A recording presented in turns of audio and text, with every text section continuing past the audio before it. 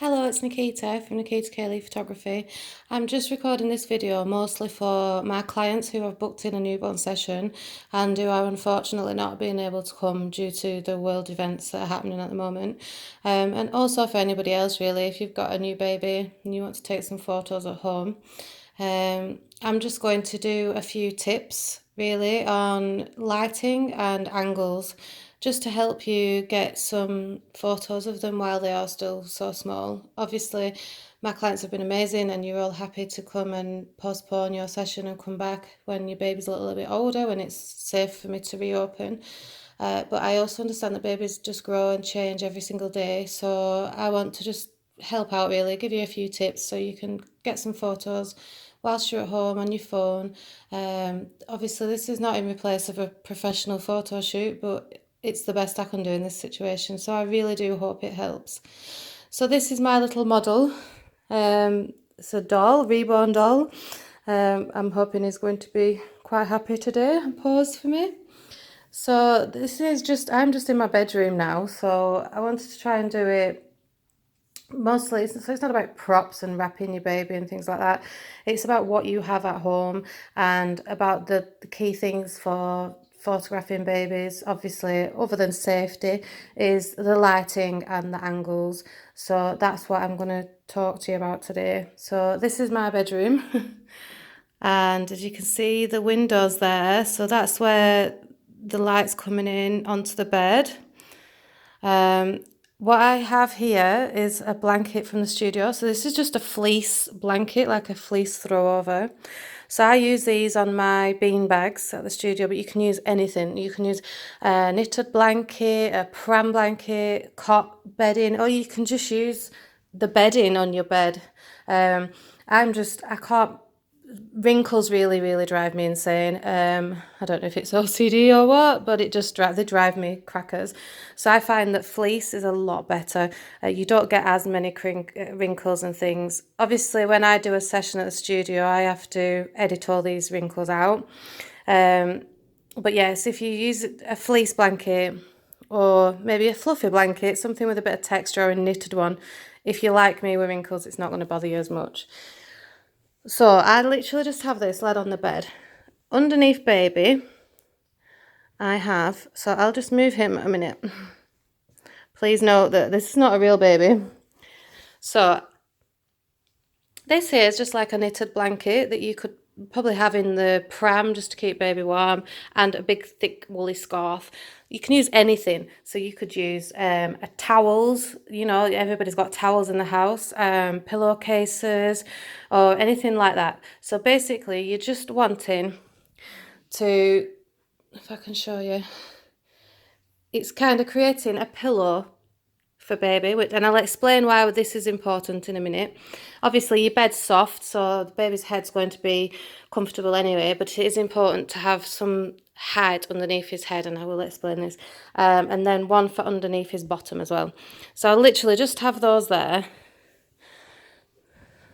and then I'm going to put the cover over the top and try and get the wrinkles out, but that's not really a big issue.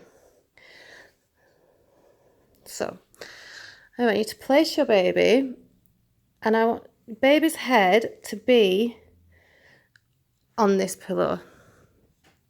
Okay, so it's really important that this pillow bit is not too high, because you do not want baby's chin to be touching their chest, because this can constrict the airway and cause breathing problems. So make sure, so if the baby's head's too high and it's like this, then no, that's really dangerous. You're literally just giving him a bit of height so that his head is not flat like this. So can you see the difference? So if he was just on the bed, his head would be flat like this. So you're just giving him a little bit of height. Okay, and then this one here is going under his bottom. Yeah, and then most babies will happily like sit with their legs curled. This rubbery baby doesn't quite want to. So if they are happy to sit with their legs curled, then you can adjust this underneath to kind of push their bottom up, and it'll help their legs sit nicely there. If not, it just gives a bit of support for baby so that they feel more secure, and it's also a safety thing as well, because you are working on the edge of a bed. Okay, so that is what I would do for positioning baby. So the reason why I've lifted baby's head up, one of the first things that we get taught photographing newborns is to never take a photo up the nose. So if you take a photo like this of your baby, and it's not, yeah, beautiful, absolutely beautiful baby, but the first thing that you see is these nostrils, and it's not very flattering. If you literally just move your phone up like this, can you see it's just so much more flattering, and you get to see baby's face, and it's just beautiful. So lifting their head up like this makes it a lot easier to get this angle. If baby's head was flat, you're going to be shooting up the nose. So it's a lot easier like this, just raising baby's head a bit. And they do really like having the head raised. So you don't need to put a hat on your baby. My baby's got a hat on his head because he looks a bit like Chucky without it. So I didn't want to scare you all with a scary doll, so just pop some bunny ears on him. Okay, so lighting. So this is important. If your window in your bedroom is at this side of your bed and not the bottom of the bed like mine is, then you need to be positioning baby the other way. So if we think about the light as the sunshine, so when we're walking around every day, the sun is in the sky. So the light always wants to be coming from the top of the baby's head, down like this, on an angle. Okay. It's really hard to explain all lighting because it takes photographers, including myself, years to figure all this out, but it's just little tips. So if the best way to describe it is if you put baby like this, the light is coming up his face. So if you think about, like, they call this ghost lighting. So if you go and tell ghost stories around the campfire when you're little with your friends and you put a torch underneath your face, this is the light is going up your face. It's really unflattering and it makes you look like a ghost. So we very much try to avoid lighting from the chin upwards.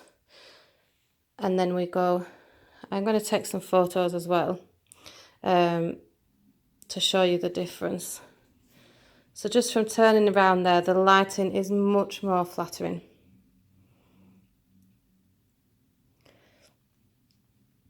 I'm hoping you can see the difference. So yeah, they're the two main tips really. So no nostrils if you can, and make sure that the light is coming from the top of the baby's head on an angle. So like, what, 10 o'clock? On o'clock? That's where you want your light coming down. I'm not saying that I'm perfect. Other people might do this differently, but this is what works for me. So, in regards to photos, I'm going to, this is how I would photograph this baby. So I would take one from this angle, then I would take one from the side, like this. I'd take a close-up one. And a little tip as well, I don't know if you know, but when you're working on your phone, if you're taking a photo and it's blurry like this, if you touch on the place where you want, this works for mine, I'm on an Android phone, I don't know if it's the same for everybody, but if you touch the place that you want to be in focus, it will refocus your camera. Just a little tip. So yeah, so I take a full one. I mean, you can take as many as you want. You can never have too many photos of your baby at all. But typically, if I was doing a session, this is what I'd do. So I'd take one from above, from the side, noticing I'm still making sure that I'm not shooting up those nostrils. And then I'd do a close-up.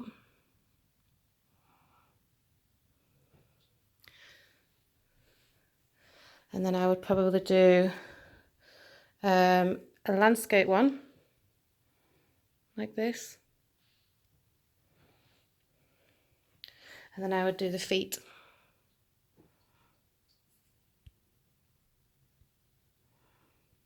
And also hands, ears, these are all the little details that are going to change really quickly, and maybe a close-up of the eyes as well.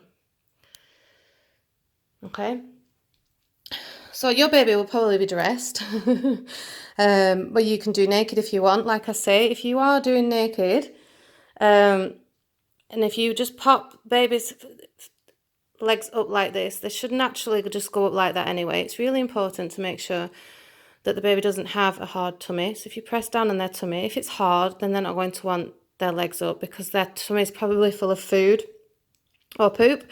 So yeah, but if their tummy's nice and soft and they'll happily pop their legs up there, you can pop their legs up there and then adjust this underneath to bring it up, and it will just hold those legs into place. Once you've got them into place, don't just pull your arm off really quickly, because then baby's just going to spring its legs back.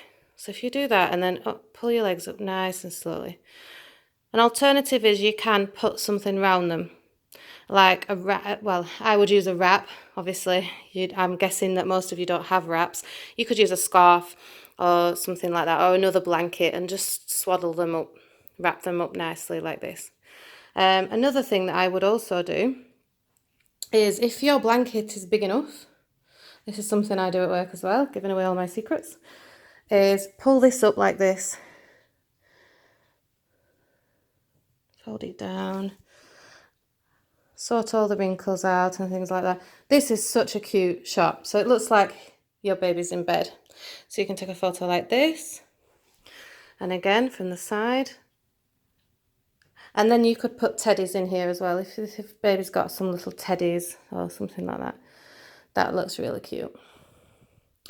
So yeah, that's it. That's pretty much a few basics, which I'm hoping will help you, get some more beautiful photos of your baby. Please let me know if you found this video helpful, and if you're going to try this at home as well. I would love to see your photos. I've just realised it was on landscape for a while then, sorry. Yeah, I really would. If you do have a go at this, please show me some of your photos. I'd love to see them. If you need any more tips or advice, just get in touch with me and I'd be more than happy to help. If you found this helpful, and you'd like me to do any other videos, please let me know. I'm almost through my editing pile now, and other than that, I do have quite a lot of time on my hands. I'm absolutely missing my babies so much. I know they're your babies, but I call them mine. Missing my sessions. So yeah, this kind of keeps me sane. Please keep well, stay safe. I hope everybody is okay. We will get through this, and I can't wait to see you all on the other side. Thank you so much for watching. Please comment and share, and and let me know what you think. Thank you. Bye.